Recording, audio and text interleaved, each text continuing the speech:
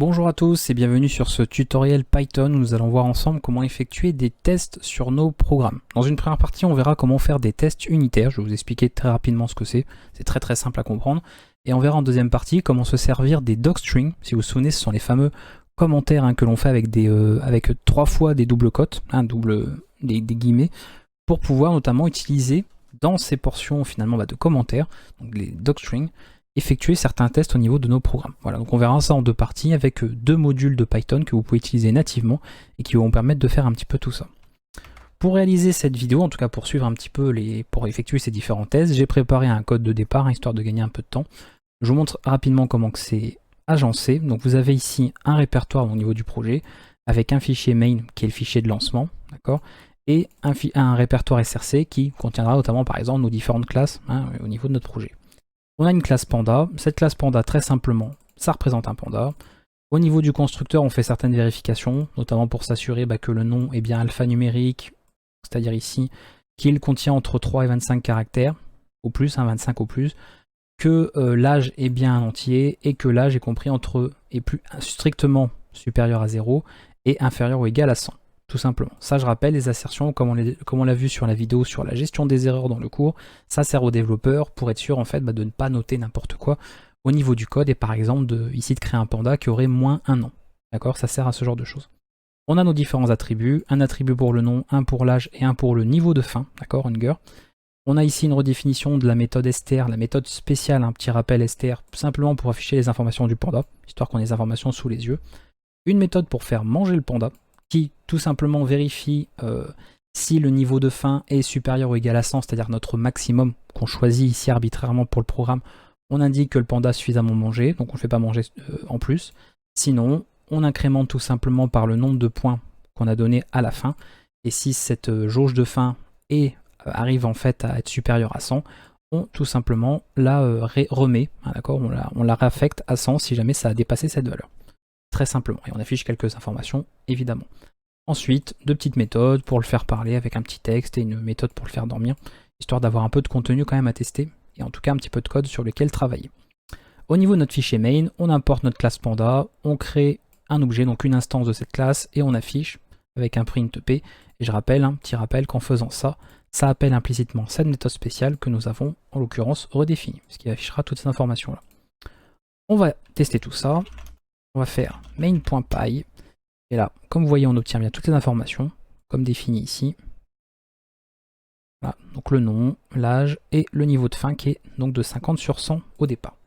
Ok, comment vont se passer ces différents tests? Alors déjà, quand on parle de tests unitaires, on parle donc de tests isolés, c'est-à-dire qu'on va tester une portion de notre programme, une portion de code. Ça peut être par exemple la vérification de la valeur d'un attribut ou de l'instance de l'attribut en question, à quelle instance il appartient, ou ça peut être tout simplement le bon fonctionnement d'une fonction. De vérifier qu'une fonction, lorsqu'on fait appel et qu'on lui passe des arguments en entrée, en sortie, elle nous redonne bien par exemple le résultat que l'on attendait. Ces tests vont servir à cela, pour être sûr que le code qu'on a écrit fait ce que l'on attendait, et n'a pas de comportement différent de ce qu'on attendait. Et surtout, ça va permettre également la non-régression du code. Quand on parle de non-régression, qu'est-ce que ça veut dire? Ça veut dire qu'à un certain stade de votre implémentation, vous allez donc écrire du code, vous allez développer pas mal de choses, vous allez effectuer par exemple des tests de fonctionnement, vous allez voir que votre code fait ce qui est convenu, pas de problème, et par la suite, vous allez ajouter du contenu, vous allez implémenter de nouvelles choses, et là, pas de bol, en implémentant de nouvelles fonctionnalités, le code qui fonctionnait jusqu'à présent se retrouve cassé, vous cassez en fait du code qui fonctionnait avant, et vous perdez en fait tout simplement en fonctionnalité, en fonctionnement. D'accord, vous avez de la régression de code, c'est-à-dire des choses qui fonctionnaient au départ ne fonctionnent plus après une modification ou un ajout d'implémentation dans votre projet. Ce qui serait évidemment très dommageable et qui serait assez lourd de conséquences quand on travaille sur un projet conséquent. Donc on veut éviter au maximum ça et on se sert des tests pour cela. On y va. Comment effectuer des tests? Très simplement. Donc vous allez voir qu'il y a pas mal de manières de faire. La méthode qui me semble en tout cas suffisamment, on va dire, pratique et qui soit assez propre aussi, c'est de séparer cela. Encore une fois, surtout Python qui n'est pas un langage compilé, si on distribuait le programme ici à un utilisateur final ou à un joueur, on lui distribuerait ces fichiers-là par exemple. Les tests, ils ne vont servir qu'aux développeurs, d'accord? C'est pas le joueur ou l'utilisateur final qui va tester le code, d'accord? Il s'en fiche du code, c'est pas son travail, c'est pas son job. Il est là pour tester le programme, pour jouer avec, pour l'exécuter. Il n'est pas là pour vérifier si le code a été correctement développé. Donc on va créer un répertoire séparer pour les tests. On va appeler test avec un S tout simplement. Et ici, on va créer un fichier pour tester le panda. D'accord, on a un fichier, donc un module pour la classe panda. Et ben on va créer un fichier tout simplement pour tester ce panda. Test panda.py. On va lancer ça. On va mettre ça ici. Voilà. À partir de là, nous allons importer un module natif de Python qui va nous permettre de faire ces fameux tests unitaires. Ce module s'appelle UnitTest avec 2 T. Faut pas les oublier. Ici, vous allez créer une classe. Donc moi, je vais l'appeler testPanda. J'espère que ça corresponde évidemment au nom de fichier, que ce soit bien explicite. Et cette classe va hériter UnitTest, donc le module, et la classe testCase, qui va nous permettre de tester des cas, d'accord, donc des cas de figure, des scénarios bien précis par rapport à ce que nous voulons faire. À partir de là, le fonctionnement est très simple. Vous allez définir autant de méthodes que de tests que vous voulez faire de manière isolée. Moi, le test le plus simple que j'aimerais éventuellement faire, c'est de me dire, quand je crée un panda, quand je fais ça, je vais être sûr en fait qu'effectivement j'ai bien un panda qui est créé. Et en l'occurrence, ici, comme je fais pas mal de vérification d'assertion, ça sous-entend que si le panda a fini par être créé, logiquement, ces informations-là ont été validées. Si ici, il y a une information qui n'est pas validée, ça va déclencher une assertion error, donc une exception, et le programme va s'arrêter. D'accord, on n'aura pas en fait la création du panda. Donc ça peut être pas mal de vérifier ça. Pour cela, le module UnitTest propose tout un tas de méthodes, donc ici en l'occurrence testCase, au niveau de la classe ici, propose tout un tas de méthodes pour faire ces assertions en fait, d'accord, toutes ces vérifications. Alors dans la description de la vidéo, vous avez un lien vers mon GitHub où je vous mets tout un tas de méthodes, et pareil, vous avez la documentation de Python qui est très complète à ce niveau-là, si vous voulez récupérer tout le détail, les explications, etc. etc. Comment on fait ça? Nous, on va vérifier, comme je vous ai dit, que le panda que nous créons est effectivement une instance de panda. Ça peut sembler très simple comme test, mais c'est bien de le vérifier. Donc ici, je vais faire self test underscore, donc c'est bien de garder comme ça une syntaxe bien précise, test underscore, et ensuite vous donnez un nom le plus explicite possible. Et c'est pas self, c'est def, pardon. On définit une méthode, je sais pas pourquoi je voulais mettre self. Et ici, on donne le nom le plus explicite possible pour savoir ce que va faire cette méthode. En l'occurrence, test panda is, par exemple, created. Oui, comme c'est pour même le développeur, on peut mettre le fait qu'on a bien instancié. Par exemple, is instance of panda. Donc oui, ça fait un nom à rallonge, mais au moins, on sait ce que l'on teste. On fait ça, on passe self parce qu'on va avoir besoin de travailler avec ça. Et ici, on prépare les données que l'on veut. Donc on fait un panda. Bon, je vais reprendre les informations que j'avais ici, pourquoi pas. Voilà. Et là, avec self, nous allons appeler une méthode. Les méthodes commencent par le mot assert, très simplement, assert. Et après, nous avons tout un tas de méthodes disponibles en fonction de ce qu'on veut tester.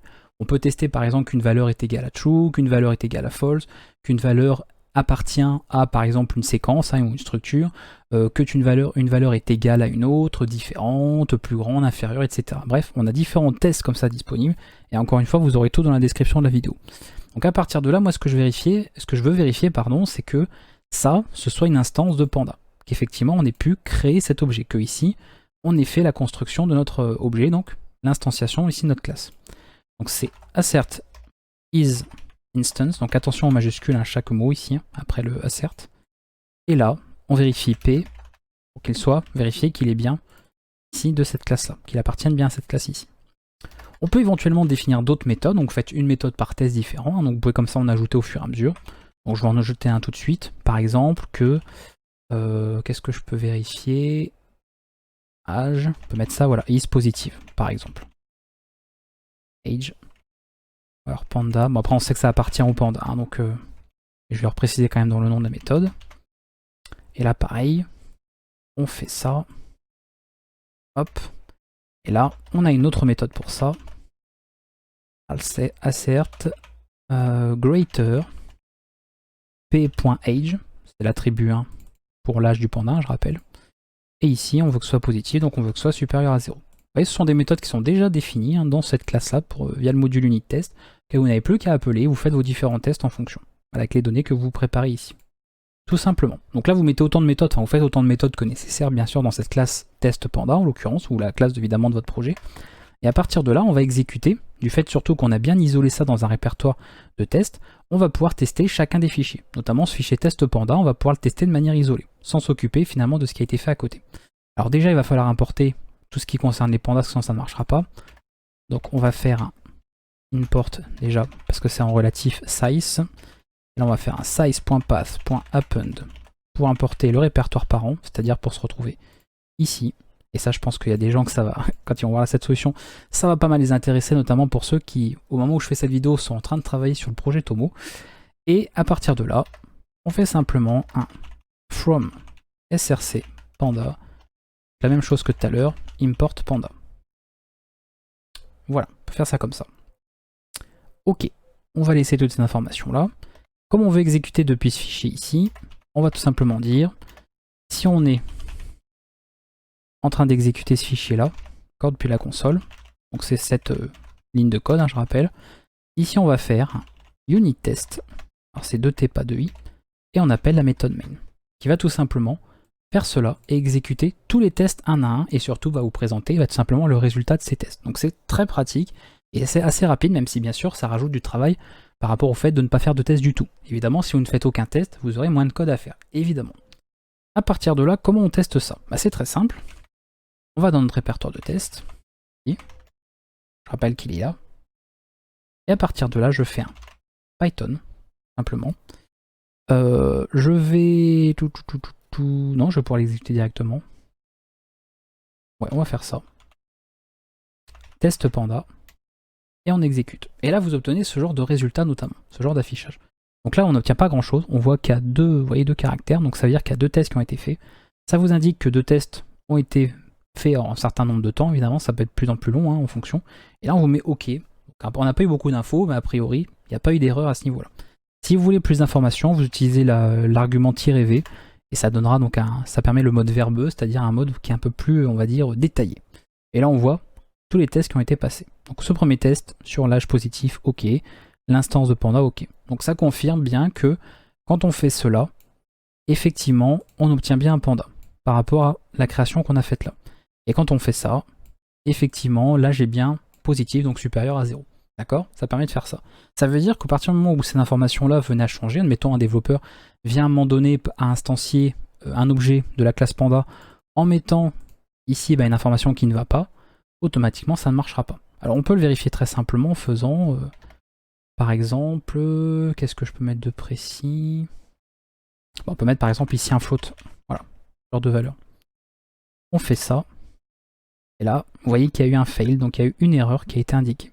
Donc ça vous indique l'erreur, on a plein d'informations, et vous voyez qu'ici, ça reprend l'assertion déjà, bon que nous on avait marqué ici, hein, on l'avait marqué, elle est où? Elle est là. Non, c'est pas celle-là que je voulais vérifier. Qu'est-ce que j'ai testé? Je suis perdu, attendez. Oui, j'ai testé float, c'est ça, voilà. Le fait que voilà, isalnum, voilà, il faut que ce soit alphanumérique, et effectivement ça ne l'est pas. Donc ça reprend bien ce message, et en plus de ça, voilà, on a bien l'erreur ici. Comme quoi, bien sûr, on n'a pas de toute façon. Donc ça, c'est oui, par rapport au fait voilà, qu'on a essayé d'utiliser isalnum sur quelque chose qui était en float. Donc le test n'est pas passé, d'accord? Ça montre effectivement que l'information n'est pas passée. Donc là, ce n'est pas bon. Ce n'est pas bon du tout. Et ce n'est pas bon parce que, comme vous voyez ici, voilà, c'est ce test-là qui n'a pas marché finalement. On n'a pas effectivement pu créer un panda puisque l'information n'était pas bonne à cause de cette assertion. Donc très pratique pour vérifier comme ça tout un tas d'informations. Donc voilà, et après si vous avez besoin de faire d'autres tests, encore une fois, vous l'ajoutez au fur et à mesure. Vous faites d'autres méthodes ici, vous les ajoutez. Alors, certains d'entre vous auront peut-être remarqué déjà un souci par rapport à cette écriture. Notamment le fait que là, bon, sachant que le test en plus est assez simple, j'ai dû créer ici un panda et en recréer un autre là. En plus, c'est le même code, quasiment, à part, bon, là je l'ai un peu édité, mais on a vraiment le même code, ça fait de la répétition, et ça veut dire que pour chaque test, vous allez devoir à chaque fois créer tout un tas de données pour pouvoir faire des tests sur ces données-là. Est-ce qu'il n'y a pas moyen de factoriser ça, parce que c'est quand même le principe de la programmation, pour éviter la répétition de code? Et évidemment, si je vous pose la question, c'est que c'est tout à fait possible. On va pour cela préparer en fait des données qui vont nous servir pour chacun des tests. C'est-à-dire qu'avant chaque appel de test, donc chaque appel à ces différentes méthodes, on va faire appel à une méthode spéciale, ou en tout cas le module unit test va chercher une méthode bien spécifique pour préparer des données. Alors attention, ces données bien sûr seront appelées pour tous les tests à partir du moment où vous ferez selon la syntaxe que je vais vous montrer. Cette méthode, elle porte le nom de setup. Donc voilà définir nous au début. Set avec un U majuscule, comme ceci. Et là on indique toutes les choses qu'on veut préparer par rapport à ça. Comme ça va appartenir à cette classe, il est très important d'en faire des attributs à cette classe. Donc, en l'occurrence, vous faites un self par exemple P, et vous faites ici votre panda. Donc ce qu'on avait tout à l'heure, hein. Je vais prendre le même modèle, ici, et on fait ça. Et là, ce n'est plus un P qu'on va passer, c'est un self P. Voilà. Qu'est-ce qui va se passer? Au lancement ici des tests, on va vouloir faire ce test-là. Ça va appeler setup pour préparer ces données. Et en utilisant ces données, on va pouvoir tester cette assertion. Et pareil pour ça. D'accord? On va le faire en fait à chaque fois. Donc je peux retester tout ça. Voilà. Et vous voyez qu'on a repassé nos deux tests. Ils sont validés. Il n'y a pas de problème. Donc ça a bien fonctionné. Ça a bien pris en compte le panda qu'on a passé. Derrière, il suffit de vérifier, de mettre une valeur par exemple d'un H qui est supérieur à 100. Et là, vous voyez que le test ne passe plus. D'accord? On obtient automatiquement nos deux erreurs. Donc c'est à prendre en compte. Oui, c'est ça. Voilà, on a deux erreurs parce qu'évidemment il y a les asserts que je fais là-dedans. Donc c'est normal qu'il y ait plus d'erreurs que prévu. Que bien sûr les tests unitaires prennent en compte les asserts aussi que vous avez là. Donc ça valide ça prend en compte des erreurs en plus. Donc là on a voulu faire des tests et ça a tout fait planter. Et c'est de toute façon ce qu'on attendait. Il n'y a pas de problème à ce niveau-là, c'est exactement ce qu'on voulait. Donc là, panda n'est pas l'âge du panda, donc est positif. Bon, effectivement par rapport à ça, c'est la vérification qu'on a qui est pas bonne. Alors le nom n'est pas exact par rapport ici, puisqu'il faudrait une vérification évidemment beaucoup plus propre. Et je ne vais pas vous faire tous les cas de figure ici. Mais en gros, on voit bien voilà, que ce qui va passer ça, c'est que là, je n'ai pas compris dans la fourchette de valeur qu'on voulait. Et en l'occurrence, quand on n'a pas pu créer le panda, on a empêché finalement la création du panda par rapport à ça, eh bien, effectivement, ce n'est pas une instance. Le P qu'on a, ce n'est pas une instance de panda. Donc ça ne valide pas le deuxième test non plus. Voilà, ça permet comme ça de vérifier tout un tas d'informations. Donc n'hésitez pas à vous servir de ce genre de système-là. Éventuellement, si vous avez besoin de nettoyer des données après chaque test, ça peut servir dans certains cas, ou quand on veut par exemple changer les informations, vous pouvez utiliser une autre méthode qui est teardown. Vous faites comme ça, teardown, self, et là vous pouvez comme ça changer les informations, voilà, les remettre à zéro, changer, voilà, autre chose, peu importe, j'en sais rien. Donc moi je sais pas, par exemple, si on fait un self.p. Panda, non, c'est pas ça que je voulais faire. On peut par exemple, voilà, évidemment il le prend pas en compte puisque ça a planté, c'est normal. Que là du coup, là je n'ai plus bon setup ici. Donc ça va en fait faire après, d'accord? Vous allez en fait lancer un test, ça c'est ce qui va préparer les données, les tests vont être effectués, ça c'est ce qui va permettre par exemple des fois, en temps normal quand vous avez besoin bien sûr, de faire un nettoyage de données ou d'appliquer d'autres informations pour ensuite effectuer les autres tests. Donc ça à voir, si vous en avez besoin, sachez qu'il y a cette méthode-là qui sera recherchée au niveau de votre classe et qui sera appelée automatiquement pour effectuer un nettoyage au niveau de vos tests, au niveau des données.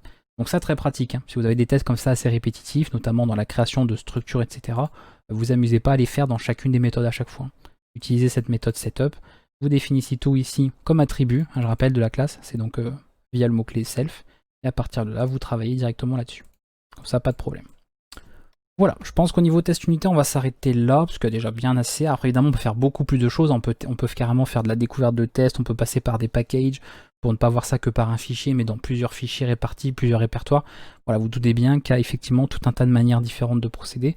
Mais là, c'est la solution, on va dire, la plus rapide à mettre en place, qui est suffisamment efficace, qui fait très bien le taf à ce niveau-là.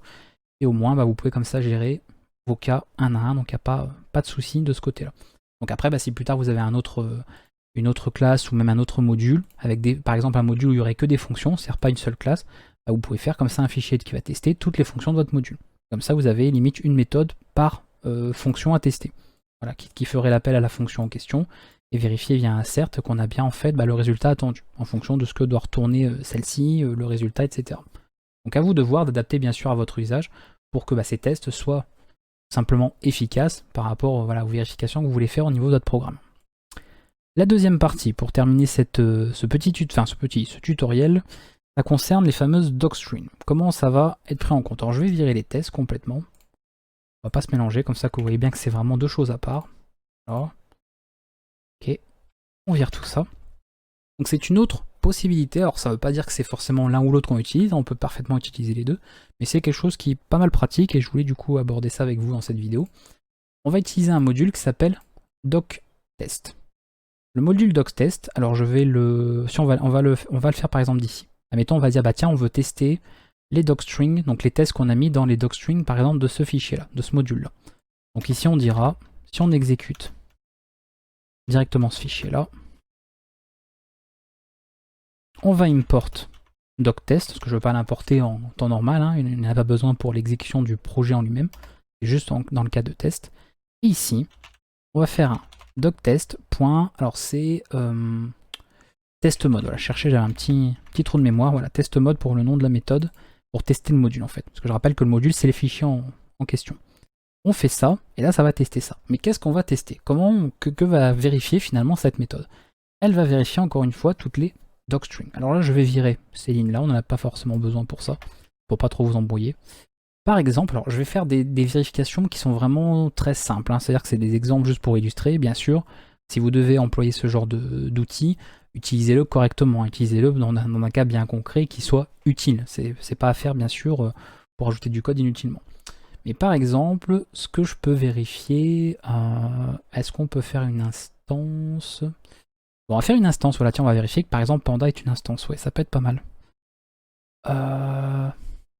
Par exemple, je vais le mettre directement au niveau de la classe. Je fais une docstring.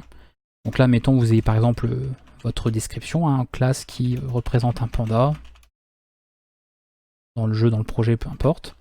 Et on va vouloir effectuer des tests. Moi, par exemple, pour indiquer un test à vérifier, je vais utiliser ce symbole-là. D'accord? Il faut utiliser ce dernier-là. Donc 3, vous utilisez 3 chevrons comme ça. Ici, vous passez une information du style, on a une méthode isInstance. Donc là, c'est une méthode Python, hein. On n'est pas dans le module UniTest, hein, on est dans complètement autre chose. Donc ça, c'est tout simplement une fonction intégrée de Python, hein, comme on en a déjà vu plein, qui permet de vérifier si une donnée est d'une instance bien précise. Donc moi, ce que je veux vérifier, notamment, c'est qu'en faisant ça, panda de... Par exemple, on avait fait un truc comme ça, plus ou moins, et d'instance de classe, en fait, panda. Et le résultat qui est attendu, normalement, c'est-à-dire que ça, ce que je m'attends pour un fonctionnement correct de mon programme, c'est que cette fonction, d'accord, si je la testais par exemple n'importe où dans le programme, logiquement, si tout est bien fait, s'il n'y a pas d'erreur dans mon programme, ça doit retourner true, cette vérification. Donc vous voyez, vous notez le test comme ça après 3 chevrons, vous mettez 3 chevrons en espace, le test est effectué, et à la ligne, vous mettez directement en fait le résultat qui est attendu. Ok?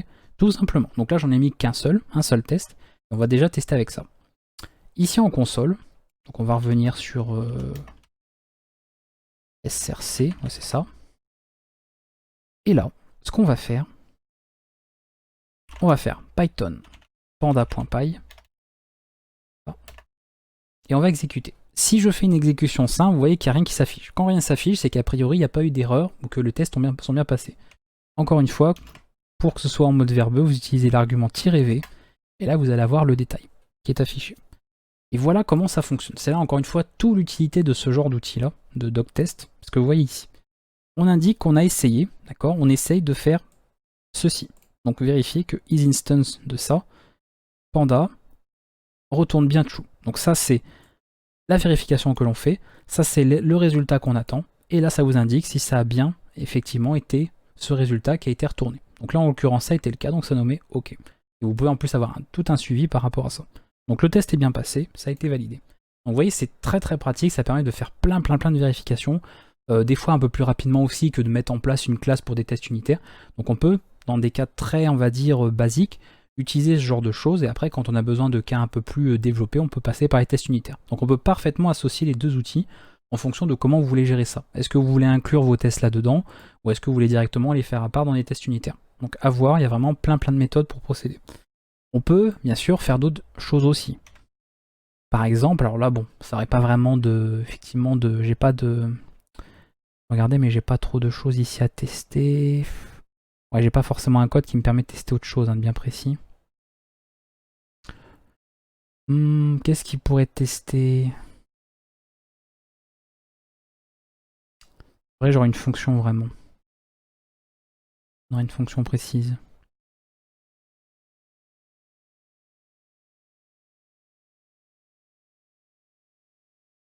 Je regarde un peu ici, mais là...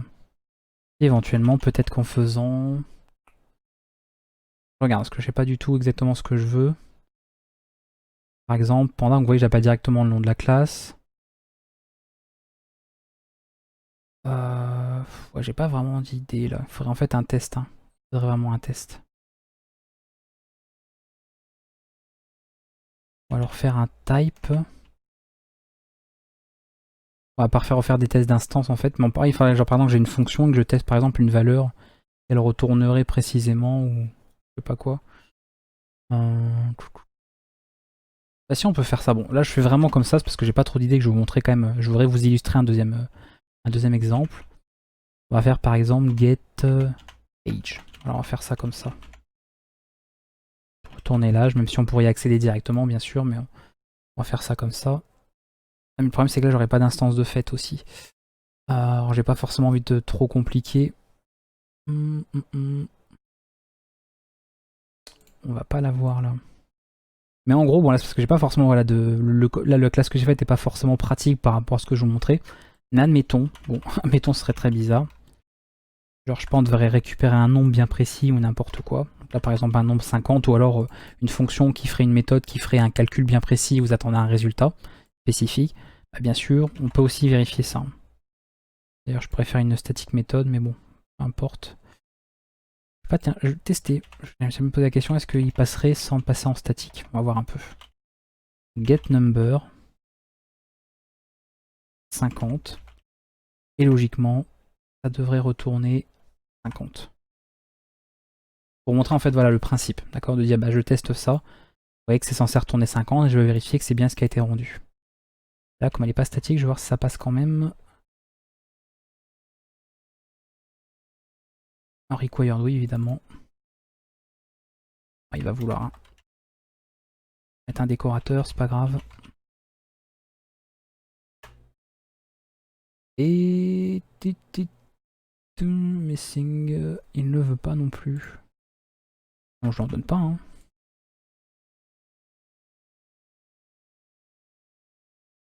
Voilà. Vous voyez, il attendait effectivement ça. On teste donc l'appel à cette fonction. On attend normalement un retour de la valeur 50. C'est bien ce qui a été retourné, donc c'est OK. Voilà, donc c'est pas, bon désolé, c'est pas un exemple très pour le coup très, comment dire, intéressant, voilà, par rapport au panda, mais c'est pour montrer effectivement tout ce que vous pouvez tester. Vous pouvez tester via des méthodes, des fonctions, etc. pour vérifier bah, tout simplement des parties bien précises de votre code. Alors là, j'ai mis les docstrings au niveau de la classe. Bien sûr, ça peut être mis à l'intérieur. Hein. J'aurais pu, sans problème, ce test-là, l'avoir fait ici. Hein. De faire ça et dire hop, j'attends 50. Hein. Bien sûr, faire ça comme ça. Il n'y a aucun problème. Si vous voulez organiser un petit peu votre code correctement, vous pouvez faire ça aussi. Pas de problème. Et comme ça, en fonction de ce que vous testez, bien évidemment, vous pouvez vérifier par rapport au docstring. Si vous voulez notamment tester directement getNumber, vous pourrez faire la vérification à ce niveau-là.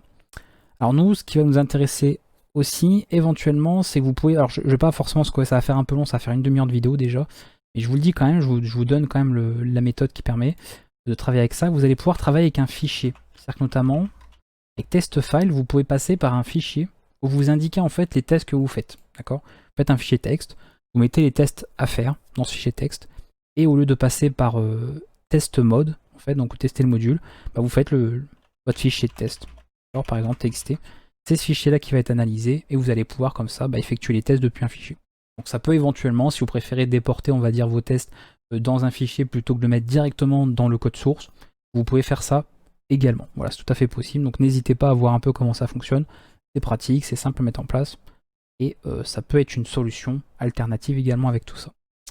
Voilà, je pense qu'on va s'arrêter là parce que mine de rien ça fait assez long, on a vu beaucoup de choses. En tout cas, vous avez tout ce qu'il vous faut pour voir comment mettre en place des tests unitaires au niveau de vos programmes en Python. Vous savez également comment vous servir de ces docstrings pour effectuer quelques vérifications entre vos modules. C'est encore une autre manière de faire quelques tests. Alors ça, vous l'utiliserez peut-être moins souvent, mais au moins bah, sachez que ça existe et qu'on peut faire ce genre de choses.